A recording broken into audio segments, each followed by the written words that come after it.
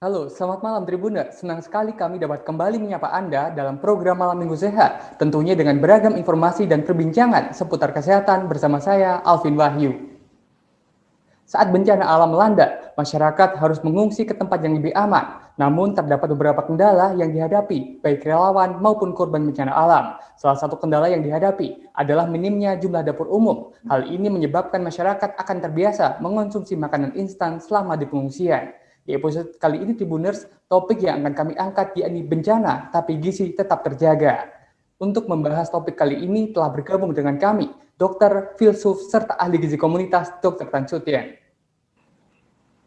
Halo Dr. Tan. Selamat malam semuanya. Alhamdulillah, masih baik. Siap. Baik, selain Dr. Tan, pada malam hari ini juga bergabung dengan kami Dr. Maria J. Adrianti, Health Team Leader Wahana Visi Indonesia. Halo Dr. Maria, Dr. Yanti ya dok ya panggilannya dok ya? Ya. Gimana dok? Malam, Alvin. Baik, sehat ya dok ya?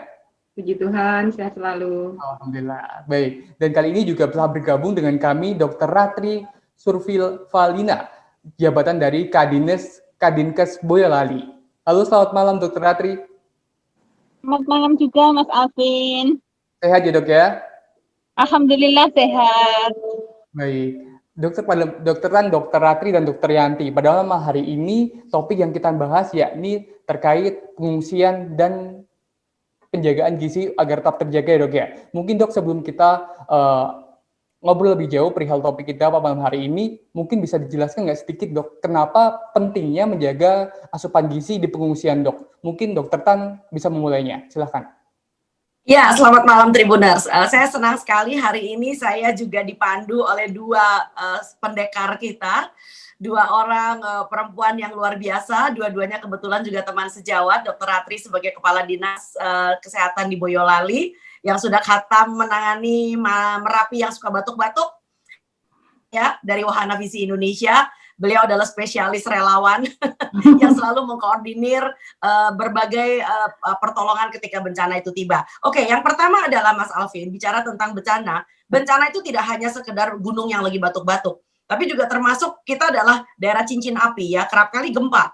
Lalu kemudian longsor, belakangan ini karena musim hujan, bukan? Lalu kemudian banjir. Nah, yang kita lihat setiap kali kalau ada bencana seperti itu, tentu penduduk akan keluar dari rumahnya, lalu masuk ke dalam pengungsian atau tempat yang lebih aman. Nah, yang kerap kali, yang sering kali kami perhatikan adalah, terutama dalam hari ini kita ingin membahas adalah tentang ketahanan gizi untuk anak-anak. Nah, ya, orang dewasa barangkali bisa survive, ya kan? Bosan dia bisa cari makanan lain. Nah, untuk anak-anak, terutama di balita, anak-anak balita ini biasanya adalah tempat di mana para kepala daerah biasanya bisa mengeluarkan senjatanya kalau ingin minta bantuan. Nah, seringkali sumbangan-sumbangan yang masuk itu kerap kali bukannya membuat para balita ini kemudian sehat selama di pengungsian, tapi justru mereka belajar yang boten-boten. Belajar apa, Mas? Belajar mulai mengkonsumsi makanan yang tidak seharusnya mereka konsumsi.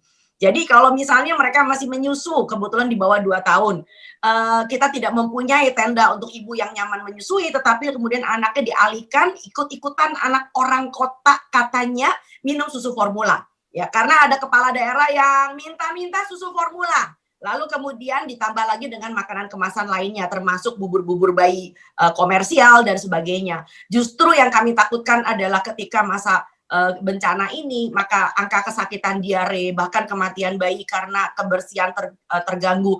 Dan ditambah dengan nanti setelah bencananya selesai, para balita ini kembali ke rumah masing-masing, mereka mogok makan makanan hariannya. Malah minta susu. Nah, itu dia. Karena susunya itu susu coklat dibagi ketika di tenda. Nah, ini yang menjadi masalah besar, Mas Alvin. Itu adalah topik dari pembicaraan kita barangkali hari ini. Silakan, Mas Alvin. Itu pentingnya kenapa tetap harus menjaga asupan gizi meskipun di pengungsian ya dok ya? Ya. Baik. Terima kasih sudah nonton. Jangan lupa like, subscribe, dan share ya.